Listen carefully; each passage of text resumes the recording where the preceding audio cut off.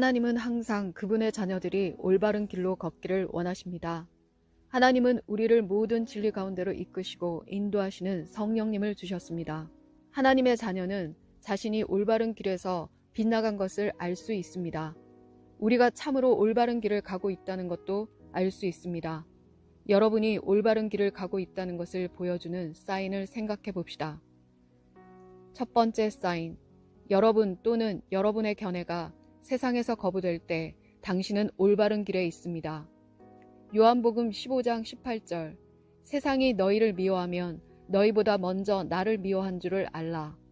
세상이 당신을 미워하지 않으면 당신은 예수님과 같지 않다는 것을 의미합니다. 아버지 하나님을 기쁘게 하거나 세상을 기쁘게 하거나 두 가지 선택이 있습니다. 그러나 둘 다 기쁘게 할 수는 없습니다. 그것들은 극의 반대쪽 끝에 있고 섞이지 않기 때문입니다. 세상의 일반적인 추세에 동의한다면 올바른 방향으로 가고 있지 않다는 좋은 사인입니다. 세상의 방향은 예수 그리스도의 방향과 반대입니다. 성경은 사탄이 이 세상의 신이라고 말합니다. 사탄이 주 예수 그리스도를 지극히 높은 산으로 데리고 가 천하 만국과 그 영광을 보여주며 자기를 경배하면 그것들을 주겠다고 했습니다. 그것은 우상 숭배가 아니었습니다. 사탄은 자기를 기뻐하는 자들에게 줄 모든 권세를 가지고 있었습니다. 이것이 세상의 궤적이 성경의 가르침에서 점점 더 멀어져 가고 있는 이유입니다. 마태복음 7장 13절과 14절, 좁은 문으로 들어가라. 멸망으로 인도하는 문은 크고 그 길이 넓어 그리로 들어가는 자가 많고 생명으로 인도하는 문은 좁고 길이 협착하여 찾는 자가 적음이라. 좁은 문은 올바른 길입니다. 그것을 찾는 자가 적습니다. 넓은 길은 세상적 길입니다. 세상이 향하는 방향입니다. 당신이 세상적이지 않다면 올바른 길을 가고 있다는 확실한 사인입니다. 세상적이라는 것은 무엇을 의미할까요? 우리는 세상에 살지 않기 때문에 때때로 세상이 하는 것처럼 행동하거나 생각하는 세속성을 인식하기 어렵습니다. 그러나 세상이 우리의 생각과 행동에 영향을 주어서는 안 됩니다. 우리의 생각과 행동이 하나님의 말씀에 복종하도록 해야 합니다. 거룩한 사람은 세상적이지 않습니다. 거룩한 사람은 하나님의 뜻을 행하는 사람입니다. 세상적이면서 거룩할 수 없습니다. 둘은 정반대이며 섞이지 않습니다. 당신이 거룩함의 길을 걷고 있다면 올바른 길을 가고 있습니다. 히브리서 12장 14절, 모든 사람과 더불어 화평함과 거룩함을 따르라. 이것이 없이는 아무도 주를 보지 못하리라. 거룩함을 추구한다면 옳은 길을 가고 있습니다. 이 세상에서 거룩한 삶을 사는 사람들은 이상하고 비정상적으로 비춰집니다.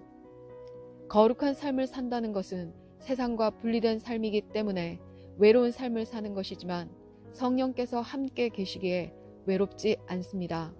폭풍과 불 가운데 당신과 함께 하시는 하나님이 계십니다. 이사야 43장 2절, 내가 물 가운데로 지날 때에 내가 너와 함께 할 것이라. 강을 건널 때에 물이 너를 침몰하지 못할 것이며 내가 불 가운데로 지날 때에 타지도 아니할 것이요 불꽃이 너를 사르지도 못하리니. 올바른 길에 있다는 사인 중 하나는 인생의 불을 통과할 때 하나님께서 함께 하신다는 것입니다. 당신이 물에 침몰되지 않도록 하실 것입니다. 기독교인의 여정에는 장애물과 역경이 있을 것입니다. 하나님은 그것을 제거하지 않으실 것입니다.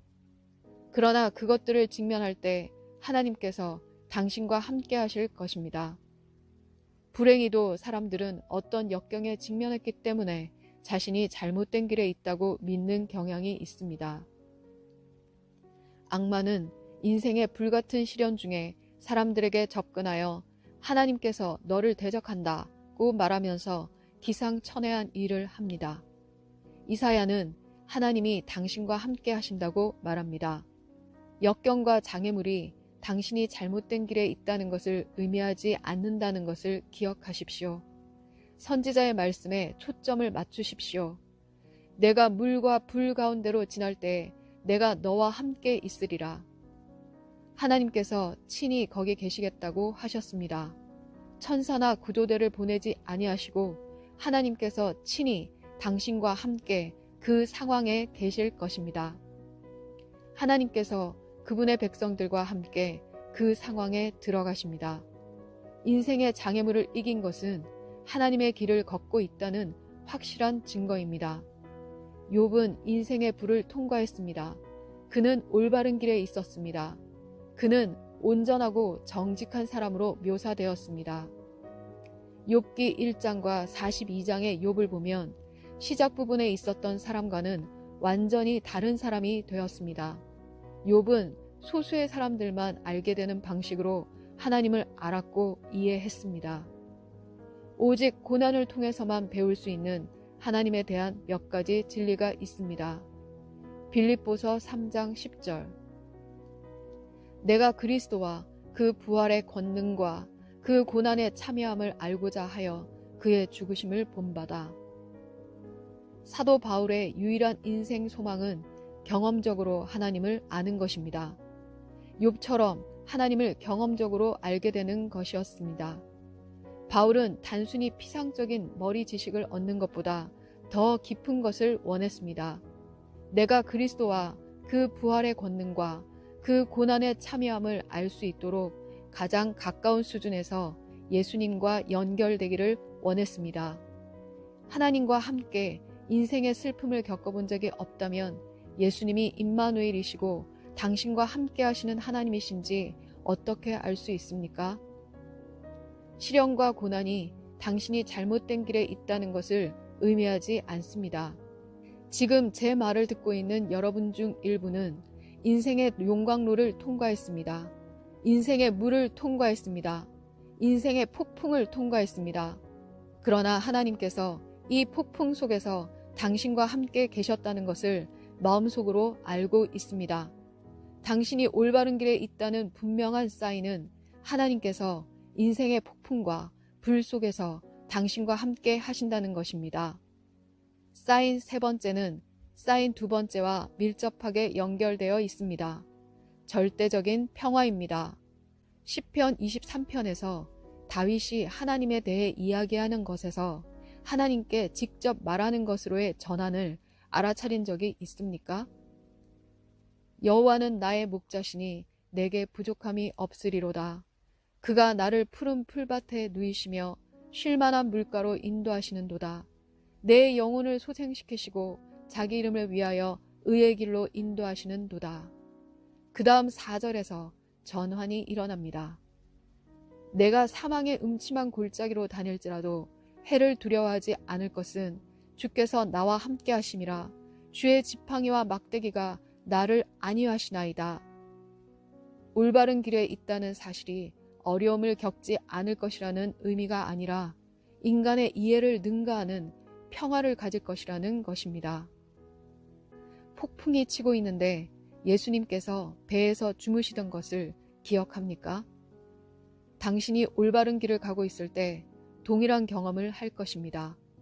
폭풍이 얼마나 무서운지 상관없이 당신은 잠을 잘 수 있고 하나님께서 당신을 안전한 곳으로 인도하신다는 큰 확신을 가질 수 있습니다. 모세가 왜 이스라엘 백성을 광야로 데려가는데 동의했는지 의아해한 적이 있습니까? 인간적으로 말하면 광야에는 길이 없습니다. 그러나 모세는 여정 중에 안식을 보증하시는 하나님의 임재를 믿었습니다. 출애굽기 33장 14절. 여호와께서 이르시되 내가 친히 가리라. 내가 너를 쉬게 하리라. 빌립보서 4장 7절. 그리하면 모든 지각에 뛰어난 하나님의 평강이 그리스도 예수 안에서 너희 마음과 생각을 지키시리라. 네 번째 사인은 당신의 경건한 기준을 범하지 아니하는 것입니다. 사도행전 4장 18절에서 20절. 그들을 불러 경고하여 도무지 예수의 이름으로 말하지도 말고 가르치지도 말라 하니 베드로와 요한이 대답하여 이르되 하나님 앞에서 너희의 말을 듣는 것이 하나님의 말씀을 듣는 것보다 옳은가 판단하라.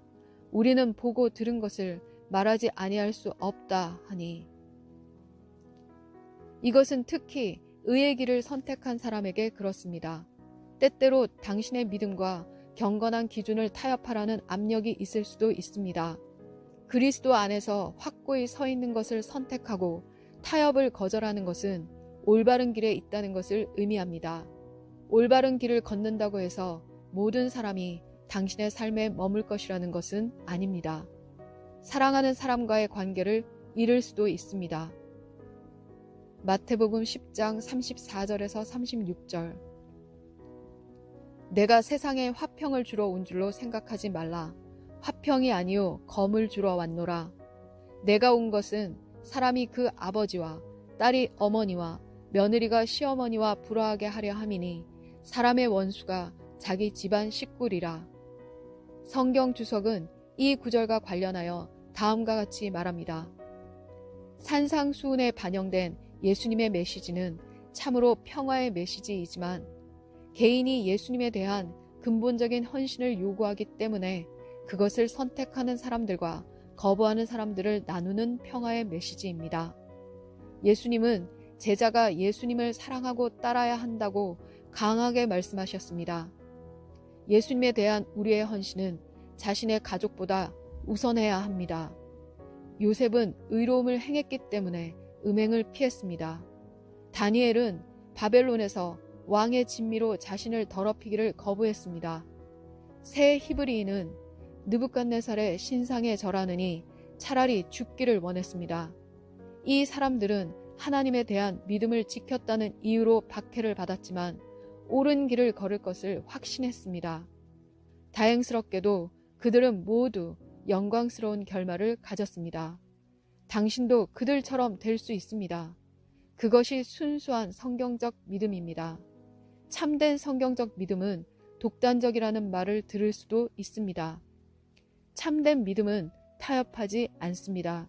참된 믿음은 협상의 여지가 없습니다. 참된 믿음은 하나님이 참되시고 사람이 거짓이라고 외칩니다.